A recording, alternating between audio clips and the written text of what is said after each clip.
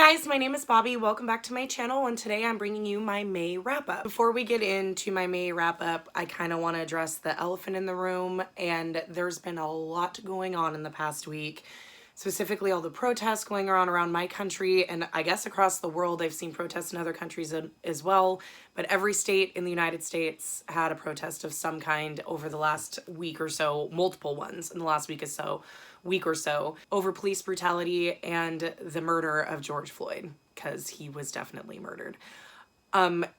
Twitter has been insane. Twitter's usually a complete cesspool, but lately in the past week, it's been insane. It's been flooded with Black creators and Black authors and, just Black people in general talking about their experiences and what they go through on a daily basis. And as a white person who is totally steeped in white privilege, it's really hard. It's just hard. You don't know what to say because there's nothing you really can say, because nothing I've ever been through in my life would ever equate to what they go through on a daily basis. It's hard because you want to be an ally and you want to be able to support them, and that's about all you can do is uplift them, support them, donate if you can. It's very hard because you want to say something in support, but you also don't want to step on their voices, and you don't want to make it about you. You want it to be about them, and it's very hard. I'm a very small creator, so my platform is very small, where I haven't come under any kind of fire, but I know there's a lot of bigger booktubers who are white who have come under fire for not speaking up, not saying anything, and just kind of being complicit in their silence. And I've been retweeting stuff like that. I myself do not have the ability to donate, but I have been retweeting, and I watched the YouTube video that you can put on a loop that all the AdSense go to Black Lives Matter. It's been hard because I just don't know what to say, and that's okay. All I can say is that I support all people of color and I support Black people, and it's very hard. Somebody like me, I am definitely steeped in the white privilege. I was born and raised in a very small town. I think even now, how big is my town? Maybe 5,000, something like that. Maybe it's more than that. But it's a small town. I live on an island. It's a very small town. I was born and raised here. Diversity is damn near zero in this town. In my graduating class, there was one Black kid. His name is Vince. I'm actually friends with him and his younger sister. One of the nicest people I've ever met in my life. But he was the only Black person in our graduating class. And that just shows you where I live, there's no diversity. And it's just very, very, very, very white. Very white. So being raised in a town like that and in a space like that, it's I realized by doing my research and being on Twitter and just looking at what people are posting and kind of just reevaluating or where I'm at, there was a really great picture, and I retweeted it. I found it on Facebook, and then I tweeted it, and it shows how racist are you, and it shows all the way to being an ally to being white supremacist, KKK, terrible people down here. And it kind of shows where you fall and where, what an example would be, and how there's white guilt as part, too, where you feel guilty for being white, and stuff like that. It was a really interesting, thing to really make you think about all these little microaggressions that you've had that you never realized you had. And it was insane. So I encourage you guys all to do your research, donate if you can. I'm going to leave a link to Leanne from Literary Diversion's video. I just watched it. She posted a video today, and she is more eloquent and more well-spoken as a white woman to, to talk about it. The way she just words it better. I don't know if she wrote everything down or, that girl just said it perfectly. It's just one of those things where just try to uplift as many Black creators as you can, Black authors, everything you can. Booktube is hard because you get both sides where you have some people going, well, what does it matter? It's just Booktube. It's just, they're talking about books. They're not real celebrities. They're small beans compared to other people. But that's not true. We should all be uplifting people of color. We should all be uplifting Black people as much as humanly possible, and just be an ally. And my only thing one of the main things I've taken from this is, don't go to a Black person or a person of color and ask them to educate you. It's not their job to educate you. Google Google's your friend. Twitter, and normally I wouldn't say Twitter, but there's so many things that have been posted about from Black creators and Black authors and Black celebrities, everything about their experiences, where you, like, different things you can read to help educate yourself, stuff like that, how to be a better ally. Never tell a Black person that you understand what they're going through, because you don't. That I support Black Lives Matter. I support all of them. But it's not my time to use my voice. My voice doesn't matter right now. Their voices do. The only thing that I see that is helpful is uplifting their voices and retweeting, you know, buying from Black authors, buying from Black owned bookstores, stuff like that. Everything you can do to uplift them in the community without putting yourself in the middle and making it about you, because it's not about us right now.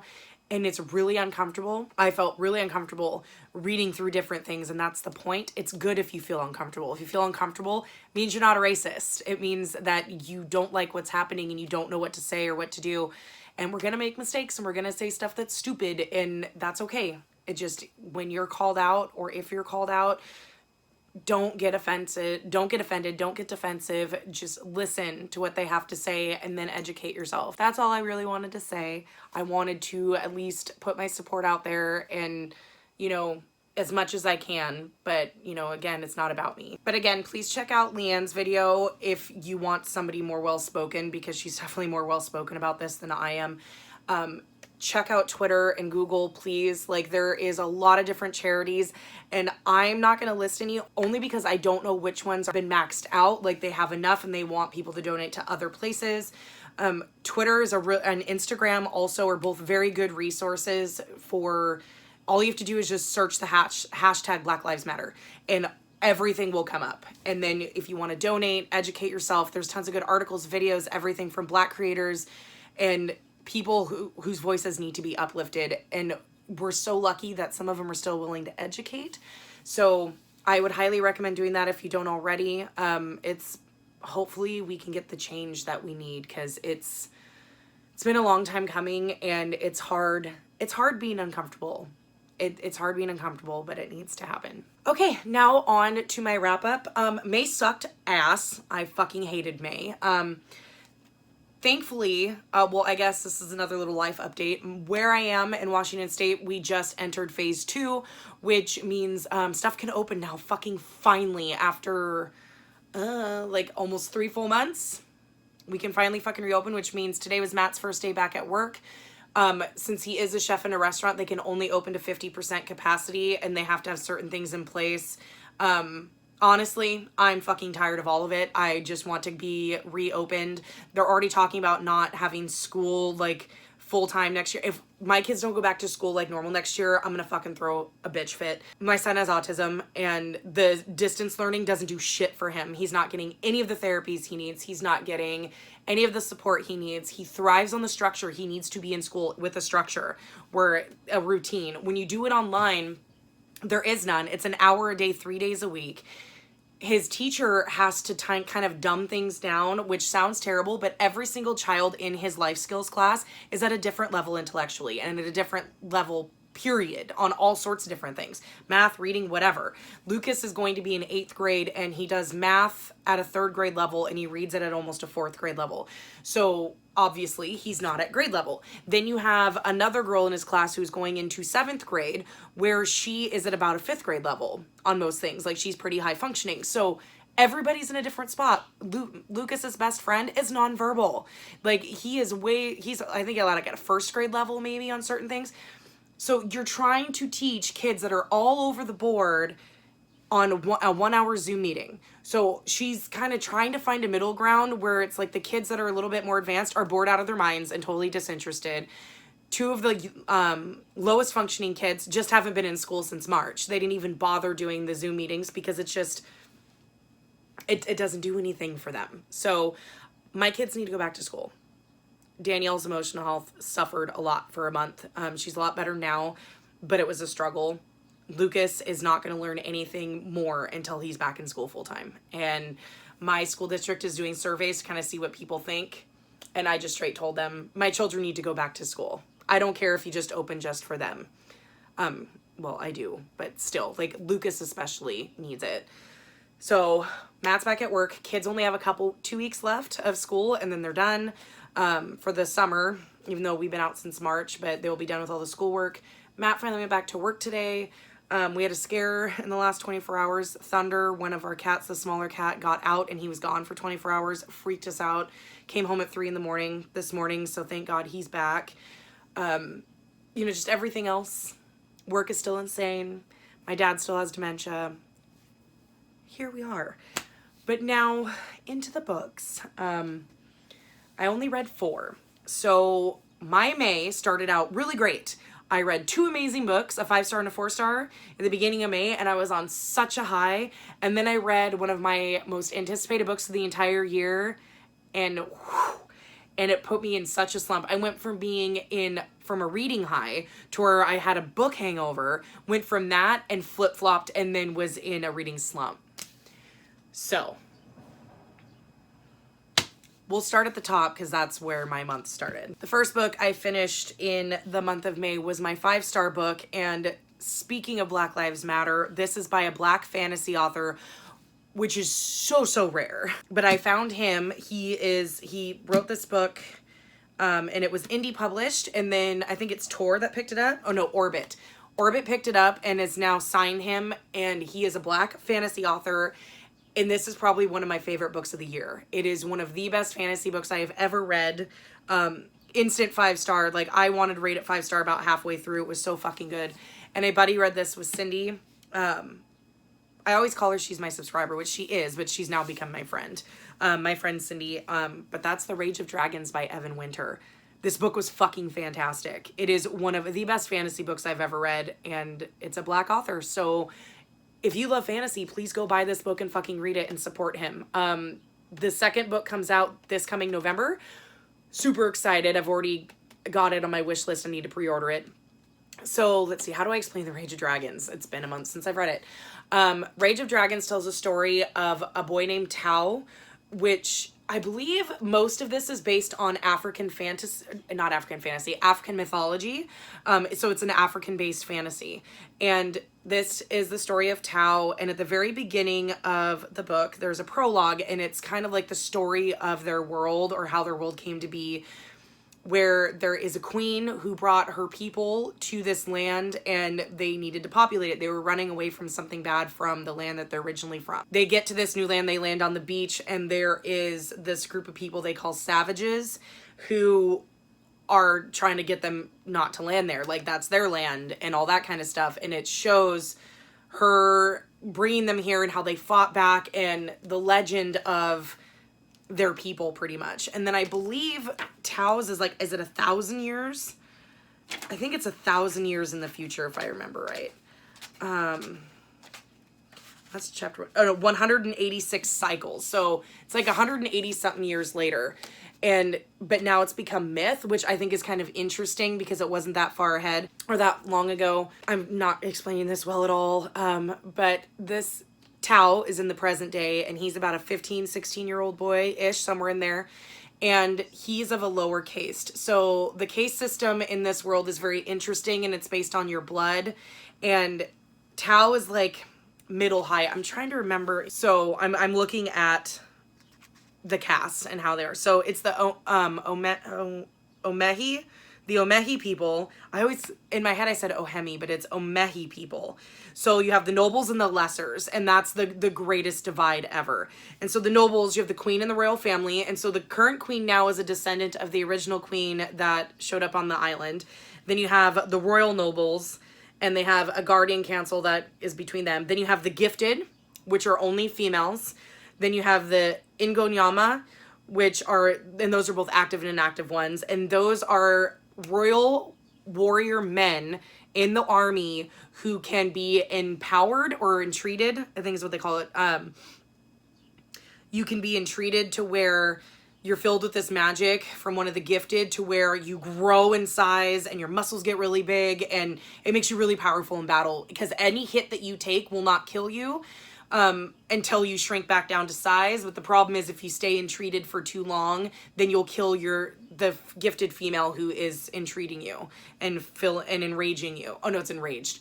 That's enraging you and making you that big. Then you have the greater nobles and the petty nobles, who are called the Indlovu, which is their army's called the Inlovu and then you have the Ihashi, which is like the top of the lessers, and then a high governor, low governor, high harvester, low harvester, high common, low common, and a drudge. And any of those people that fight, they are a lesser army called the Ihagu. And then the drudges are the bottom. They're the people who fail to get into the Ihagu and refuse to be something else that's just a step. It's almost like an indentured servant. So the drudges are pretty much like slaves. They're treated like shit. They pretty much are homeless. It would be equivalent to a homeless. So it's a lot to start. You have all these different divisions of people in the caste system. Tao is a lesser. So I think he's not an upper lesser. I think he's like a lesser.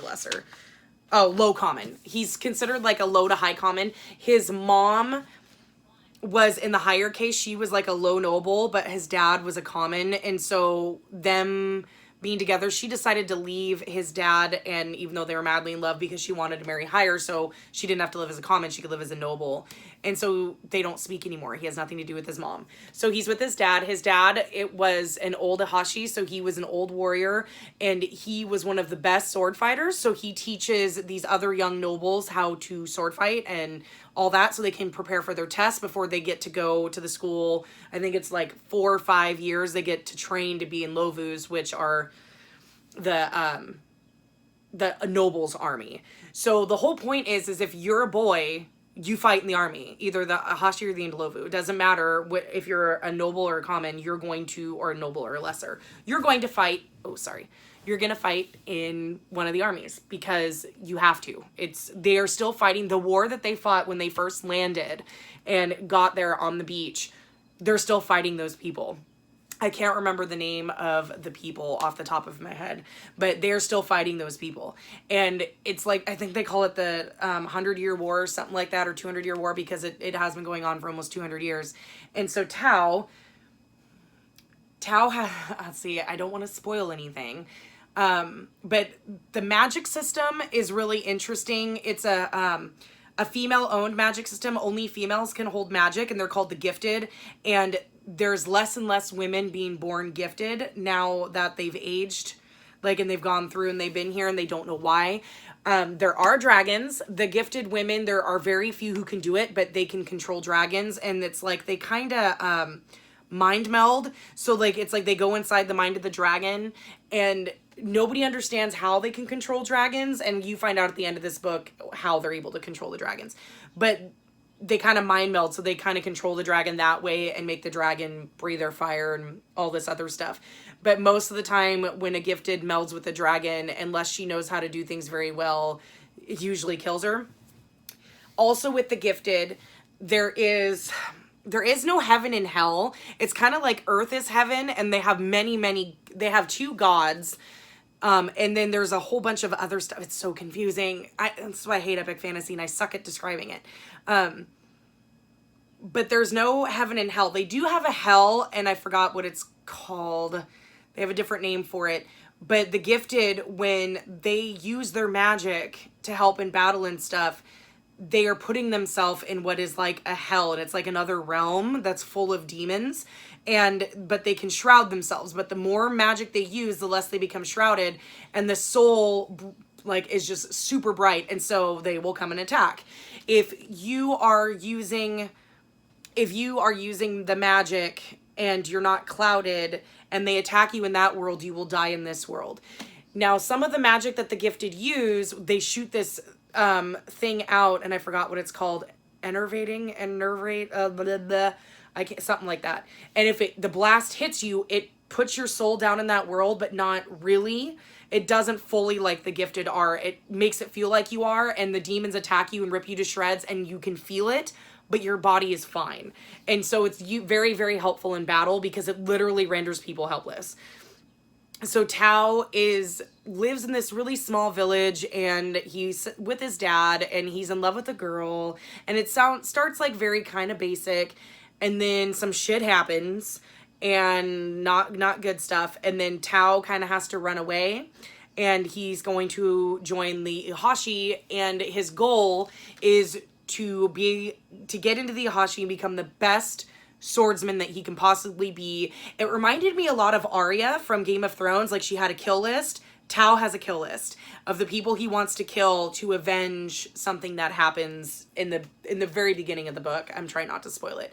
Something happens, he wants revenge, and so he has a kill list, and he's going to do everything he can to be the best swordsman so that he can do his kill list. A whole bunch of other stuff happens. He bonds with a lot of people at the training place for the Ihashi. What I appreciated about Evan Winter is he's not very long-winded when it comes to the training stuff. It's not like we get 10 chapters of them training where it's the same thing every freaking day. He glosses over that. It's like Tao got up really early. He trained before all of his men came, and then he went to lunch, and it takes like a paragraph instead of 10 pages describing their, practicing. The battle scenes it describes are actual skirmishes that they do. And I appreciate that because that showed more context to the world and how everything works and how the war stuff works. That I was fine with. But it was so fucking fantastic. The character work in here was amazing. You get really attached to Tao. There's a lot of death. He loses quite a few people in here. Some I expected, some I did not expect. And his story is very tragic, but it's very uplifting too. It shows a lot how even though the lessers are oppressed and are treated like shit, that they can be just as good as the nobles.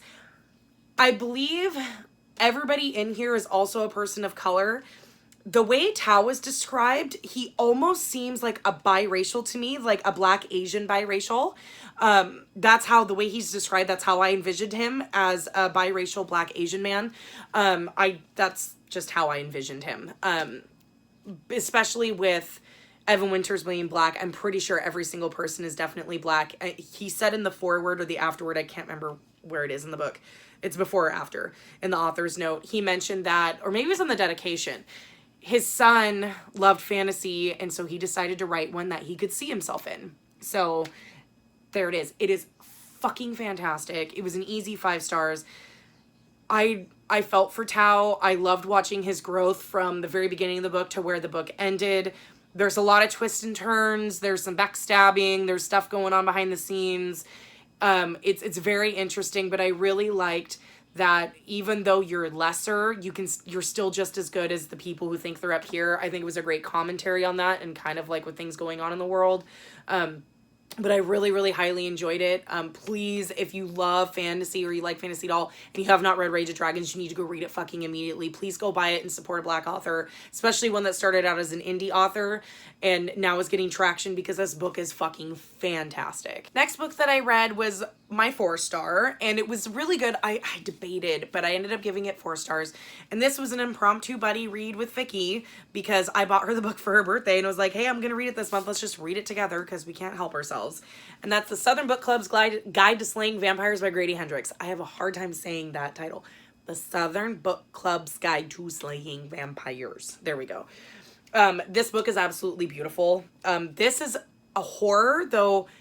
It is horror. Okay, it's horror light. It's not super graphic, gory, but there is some pretty creepy, spooky parts in this. Like, there's a scene in the beginning that was pretty horrific. Yeah. There are certain scenes that are not super graphic, but like creepy, that kind of make your skin crawl. And so yeah, it's definitely a horror. Vicky liked this more than me. She gave it 5 stars. I gave it 4. This was my first Grady Hendrix. So this takes place, is it South Carolina? I think it's South Carolina. Yes. South Carolina. I knew it was one of the Carolinas. This takes place in South Carolina in the 90s, in the early to mid 90s. It follows Patricia. She's our main character. And at the very beginning, she's in a book club that's kind of hoity-toity and they're reading crap that she doesn't want to read and that she finds boring. So she starts her own book club with a group of women in her neighborhood that she really, like, just a group of friends. And they start their own book club. And they start reading a whole bunch of true crime and like The Stranger Beside Me by Anne Rule and stuff like that. Reading a bunch of true crime and loving it and talking about all of the, all of the gruesome, gory details, and they really love to do that. Their husbands are all pieces of shit. I hated every single one of them. And then this man comes into town named James, and he's really handsome and charming, and he wants to join the book club. Spoiler alert, he's the vampire. And, you know, he wants to join their book club, and everybody's kind of like, but they let him in, and then shit starts happening. So this is very interesting. The men in this are shit. All of the men in this are shit. I think it was a great commentary, because Grady Hendrix said at the very beginning of the book that the reason he wrote this book is because he wanted to know what would happen if his mom and her friends had to face a vampire and what they would do. Because his mom was a stay-at-home mom, I think it was 60s or 70s, stay-at-home mom, housewife, whole 9 yards, and she was always disregarded and looked down on as stupid or being vapid because she's a woman and all she does is stay at home, so she can't be worldly or have her own thoughts, God forbid. And so he wanted to bring that attention to that. I think he did a fantastic job. Patricia from the get-go is weary of James and doesn't really like him and kind of has like she's got that creep feeling where she doesn't want to trust him. But everybody's like, oh no, it's no big deal. You're just being silly. And like the men are just terrible. Terrible. At one point her husband's like, oh, we need to put you on the Prozac. He wanted to put her on Prozac because, you know, she just obviously can't handle things and you're just a terrible mother. And it was just, so infuriating. The way the men treat the women in this is just fucking terrible. So he made great commentary on that because by the end the women are pretty much like, eh. So it was really nice to see that. It also, I'd read some low reviews on this after I'd read it, and some of the things that I've seen were that they thought that it was offensive to Black people and offensive to women. I disagree. I do not think this book is racist. I think it's calling attention to the problem. So in this story, again, it takes place in the 90s. There is a neighborhood, like a street or two over. Forgot what it's called. Like Green something. I can't remember. It's a different neighborhood. It's impoverished. It's pretty much, I think it's all Black. And there's a woman that Patricia kind of befriends who was working for her to be a nurse for her mother-in-law who had dementia. And she lives in this neighborhood, Mrs. Green. Maybe that's why I keep thinking Green. The character's name is Mrs. Green. And the vampire likes to prey on the children of these Black families. And it's really hard to read because, you know, people have said, oh, there's pedophilia. It's not pedophilia. He's just feeding on them. He's drinking their blood. It's a vampire story. But he picks these Black children on purpose. And it's not like typical vampire stories where he doesn't kill them or change them. It's just once he has that relationship with them, once they get to a point where he's been feeding on them for a while, it's like they can't resist anymore and they end up killing themselves, or it's like he tells them to do it. And he's killing and feeding on these Black children and nobody gives a fuck. The police don't care. Like, there was this one woman, I mean, it was all of it. Her daughter was taken and killed by the vampire. And everybody just assumed that she ran away and killed herself. And then the mom herself also ended up being killed by the vampire. And they said, oh, well, she's just a Black little floozy. Like, she probably ran off with her boyfriend. And I can see where people would find that offensive, but the point I think the author was trying to make is that's the shit that needs to change. That's what the problem was. These people, the cops, nobody gave a fuck about these Black children. The second a white child goes missing, everybody loses their shit. But there was like 3 or 4 Black children that were being murdered by this vampire. Nobody cared because they were Black and they were from an impoverished part of town. So who cares about them? Nobody does anyways. And I don't think he was doing it to be racist. I think he was doing it to make a point. And Mrs. Green, the Black character in the story, makes it a point. She calls out the white women for not giving a shit or acting like they gave a shit or not being able to do what they said they were going to do to help her and help the neighborhood. And she calls them out for it. I think if the author was trying to be racist, he wouldn't have the Black character call him out. And the Black character did. Called him out cold. Like, you guys fucking suck. Like, this is the problem. And I think it was great that he drew attention to that because shit like that still happens today, sadly enough. But the reason I only gave this 4 stars is that while it did some good things and it did some really good creepy things, I didn't connect with it full enough, and I didn't love it enough to give it 5. It was good, but it wasn't the best, if that makes sense. There is major trigger warnings for, obviously, blood. It's a vampire story. Mild pedophilia, because the way he feeds on the children is a little...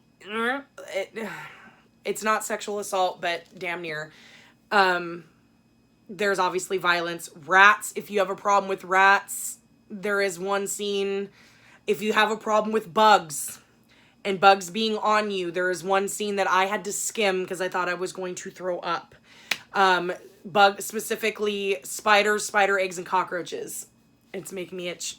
It's like, ugh. Like, I just, nope. Yeah. And there's, that scene was in the attic. And so if you get to the attic part, if you're reading Get to the Attic part and you have a bug issue, skip that scene or skim it because it's gross.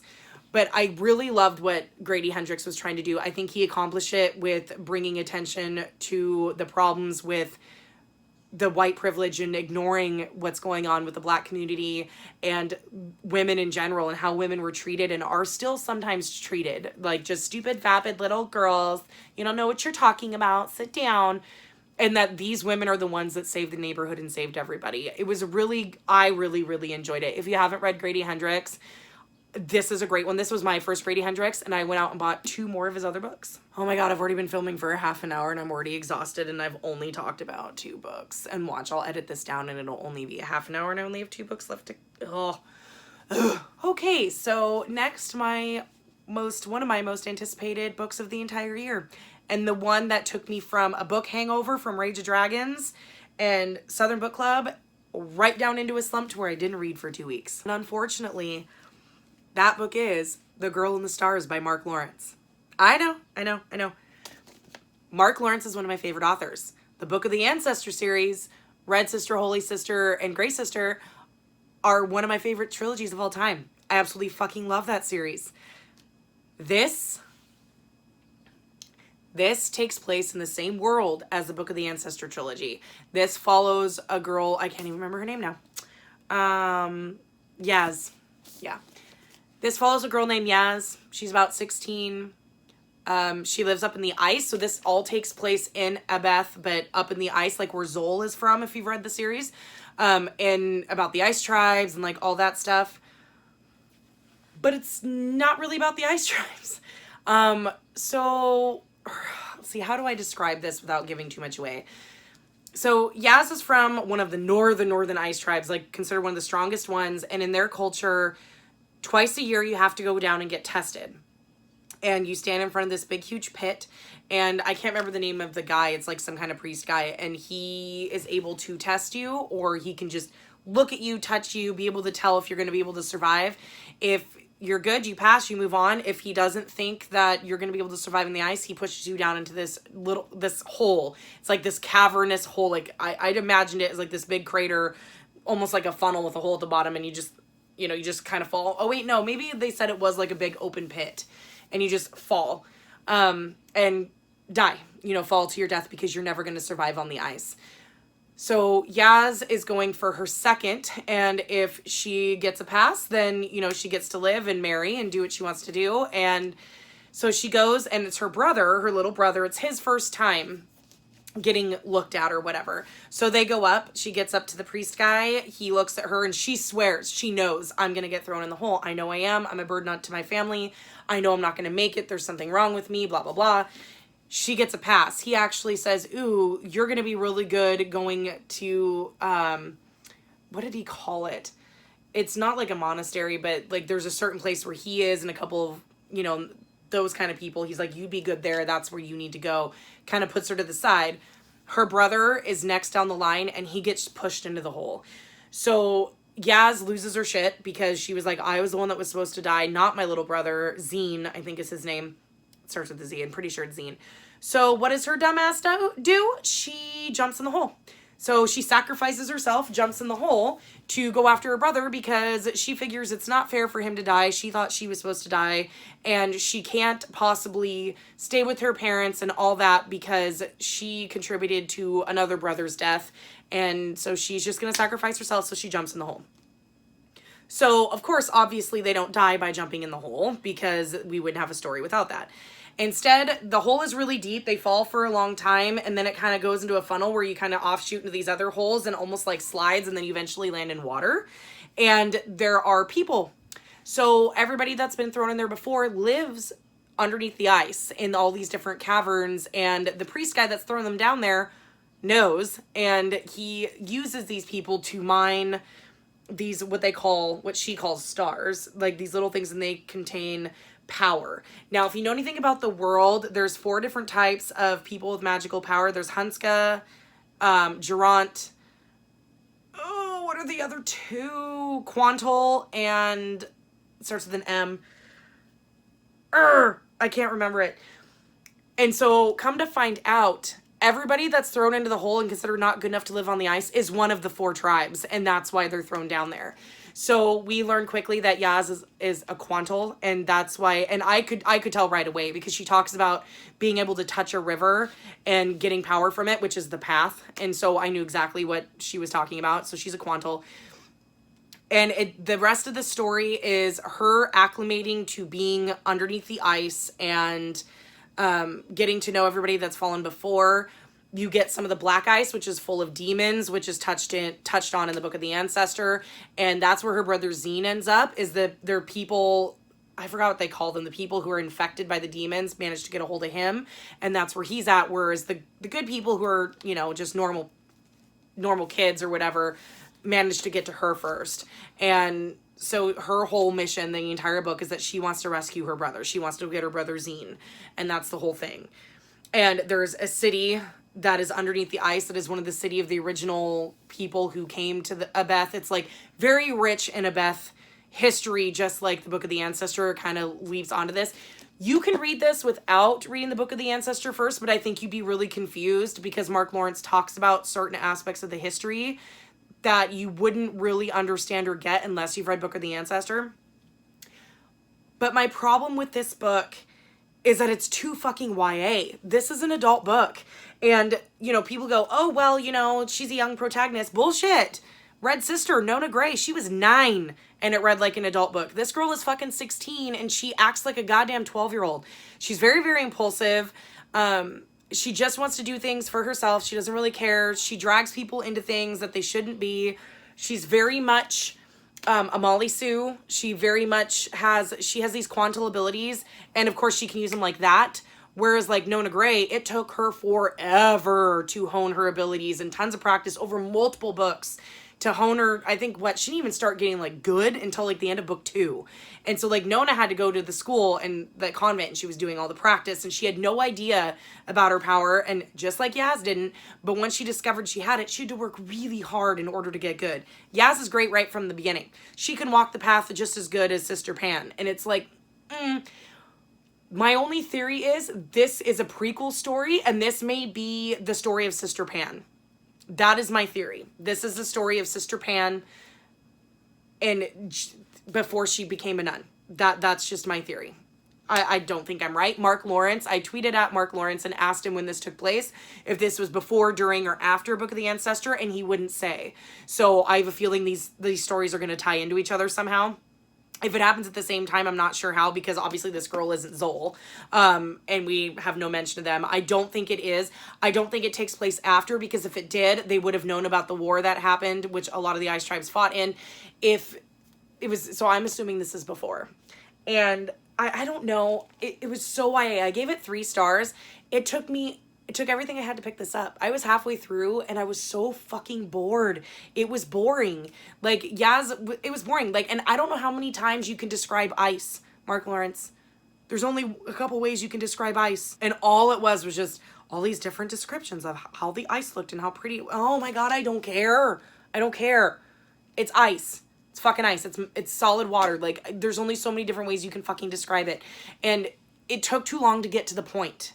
And there's a love triangle in this, or as You're a Book Nerd Zoe says, it's a love V, because there's never anything to close the triangle. It's a love V. There's a start of a love triangle in this, which is fucking stupid. There was nothing like that in Book of the Ancestor. It reads so YA. It's It's the chosen one trope all over again, which Nona Nona was a spin on the Chosen One trope. Yaz is very much the Chosen One. This girl has so much power. Everything was so easy to her and came so easy right at the beginning. And I'm like, oh my God. And then it dragged and was boring all the way through the middle. And it took me everything to pick this up. I'm surprised I even finished. I skimmed to get to the end, and the ending wasn't even fucking worth it. And I was like, shouldn't have taken you that long to get there. Anyways, I'm whining now. But still, I'm really disappointed. Will I read the next one? Probably, because I want to know what's going on, and I want to know how it ties into the greater story. But I know Mark Lawrence can do better, and this was very, very disappointing. So I didn't read for 2 weeks after that one because I was just pissed. And then I was in a terrible book slump. And then I ordered and picked up this one. I don't even think I've hauled this one yet. And I read this. I've watched the TV show. There is a TV show on not Netflix, on Hulu, and it is fucking fantastic. So this book was on my radar before, and I thought it looked interesting, but then I was like, I don't know. Like, it kind of got mixed reviews, and it's very literary, and I wasn't sure. And then after I watched the show, I'm like, I have to fucking read this book now. And that book is Normal People by Sally Rooney. So this book was just as good as the show. But the show was, all in the feels. So this takes place in Ireland in, 2011, I think is when it starts, somewhere around there. And this is a love story between Connell and Marianne. And it's a very fucked up love story. It's a very twisted love story. It's a very real love story. So Connell and Marianne meet in high school, and Connell's really popular and everybody likes him. He plays football. He plays football, soccer. And everybody loves him. He's popular. He runs with the popular crowd, but he's a very quiet kid and very intelligent. He gets really good marks, and so he's kind of an anomaly in his group, but he's popular because he's attractive. Even though he comes from a poor household, his mom's a single mom. She cleans houses for a living. She had him at a very young age. I think she was like 17, 18 when she had him. So she's a young mom as well. And then you have Marianne, who is very, very rich. She lives in a very, very big house. Connell's mom actually cleans her house for her family 2-3 times a week, something like that. But Marianne has no friends. She's awkward, kind of different, very intelligent, but just kind of keeps to herself. She talks back to the teachers. She just really doesn't give a fuck what people think about her. And these two form a secret relationship. Now, this isn't a spoiler because it happens at the very beginning of the book. They start a secret relationship. And Connell is the one that wants to keep it secret because he thinks that his friends will make fun of him if they know that he's sleeping with Marianne. So they start a sexual relationship. It's a very interesting, the whole thing is just so interesting, so I don't want to spoil it, but it goes from them being in high school and then they kind of go their separate ways. It's like one of those love stories where they meet up at different points in their lives and how they always stay connected all the way through and what their relationship means to the other. So they started in high school, they meet up again at multiple times during college, and both of them go through very different experiences. But they always come back to each other. This book really focuses on what it really means to be truly intimate with someone, which a lot of people struggle to do. It's really hard to be completely intimate with someone. And sex aside, these two characters have such a deep intimacy, and I think the show did it perfectly. The actors were brilliant in how they portrayed it. Both the actors were absolutely fabulous. Like, you could feel the tension, you could feel the attraction, like their chemistry was just perfect. But I really enjoyed this. I gave it 4 stars. The book was just as good as the show, in my opinion. I know a lot of people have mixed feelings. The one thing about this that I mean, it's a pretty short book. The one thing I will say that I know will bug a lot of people, there is no quotation marks when dialogue is used, which is really jarring and it takes a while to get used to. So warning for that if you have a problem with it. There's also some trigger warnings. There's trigger warnings for sexual assault, suicide, domestic abuse, and I think that's it. I think those 3 are the main. There is no self-harm. It's suicide, sexual assault, and domestic abuse are the main triggers in this one. But I highly recommend the show on Hulu. It's a Hulu original. It's only 12 episodes. It's like a half an hour a piece. It was fantastically done, and the book was just as good. I've never read a book with 2 characters that I loved and hated at the same time and was so incredibly frustrated. It's like, There is a little bit of the miscommunication trope, which I don't like, but it's not used in the way that it normally is, so I was fine with it, if that makes sense. Hopefully that makes sense. But it wasn't used in a way that pissed me off. But anyways, 4 stars. Okay, guys, that's it. Those are the 4 books that I read in the month of May. This is a really rambly fucking wrap up. I've almost been filming for an hour and I need to stop and shut the fuck up now. I feel like this is my first time filming, like every time I film lately, because everything's just been so that I feel like every time I sit down to film, it's like my first time and I can't talk right and I stumble over my words and I'm not making good eye contact and my nose keeps itching and it's just It's like, dude, I've been here almost 2 years, like, you know, get it together, woman. Like, and my camera keeps shaking and it's pissing me off. The struggle is real. But that is my May wrap up. I'm already kind of sort of doing better in June. I kind of sort of, I mean, I've already DNF'd 2 books and I'm in the middle of 2 other ones right now. So we'll see how this month goes. Hopefully it's better. Now that my husband's back at work, I think we'll be starting to get back into that routine where I think things will start to go better because he won't be constantly in my face. But that's it. Please let me know down in the comments below if you've read these books, what you thought of them. How did your May go? Hope you guys are all still, you know, staying safe. Again, please go check out Leanne's video. She is way more eloquent than I am talking about the situation in the world. Like, I wish I could talk as well as her. But yeah, that's it. I will see you guys in the next one. Hopefully a book haul. I think I've gotten everything to where I can do my book haul, and hopefully that'll be next. But I'll see you then, guys. Bye.